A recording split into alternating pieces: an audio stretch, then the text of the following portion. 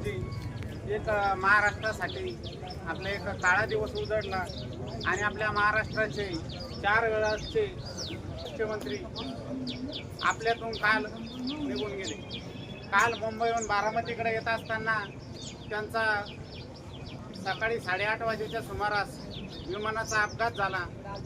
विमान क्रॅश होऊन त्या विमानाचा स्फोट झाला आणि आपल्यातून अजितदादा पवार हे या महाराष्ट्राला सोडून गेले।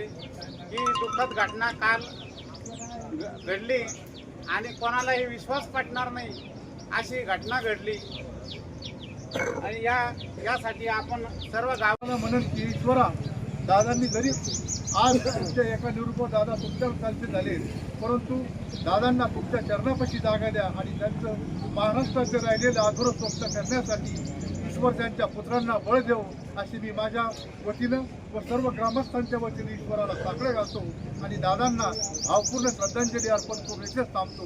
यानंतर आपल्या अजितदादा पवार यांच्या सभेच्या निमित्ताने चांदई एक्को या ठिकाणी बनलेल्या सर्व सरपंच, उपसरपंच, पोलीस पाटील व सर्वच गावातील प्रतिष्ठित नाते या सर्वांच्या वतीने या ठिकाणी दादांना भावपूर्ण अशी श्रद्धांजली जो सभेचं आयोजन केलेलं आहे।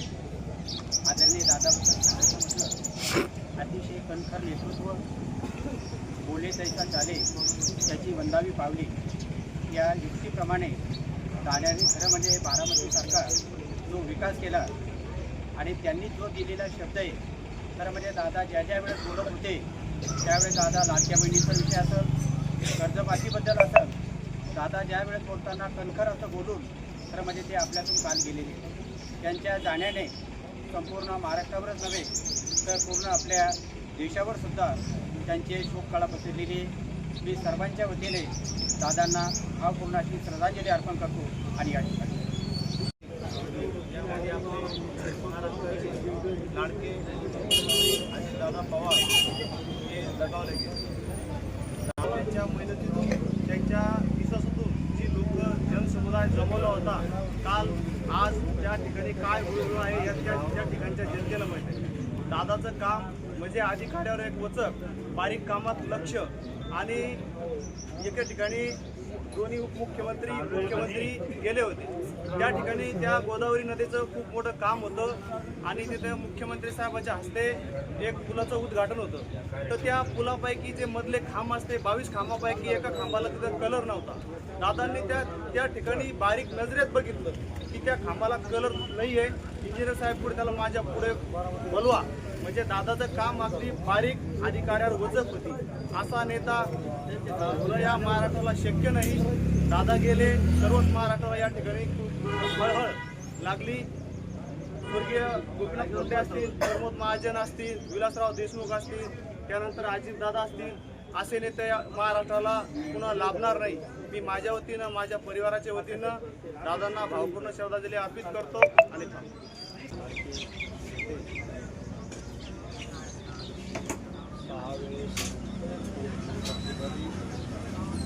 अनेक पदावर काम करणारे सामाजिक नेते माननीय दादा पवार यांचं काल सकाळी 8:30 वाजेच्या दरम्यान विमान दुर्घटनेत दुःखद असं निधन झालं। खरं म्हणजे मनाला विश्वास न पटणारी घटना होती, परंतु नियतीला जे मान्य ते आपल्याला करावं लागतं। त्या कामाचं, कौशल्याचं अनेक नमुने, अनेक उदाहरणे आहेत। एक 2006-07च्या दरम्यान मला त्यांच्या चेंबरला जाण्याचा योग आला होता। मंत्रालयात साधारणतः कर्मचाऱ्यांची टायमिंग 9:30 वाजेची आहे। सर्व अधिकारी कर्मचारी 9:30च्या नंतरच मंत्रालयात येतात, परंतु अजितदादाचा एक हातखडा होता की अजितदादा 7 वाजता मंत्रालयात राहायचे।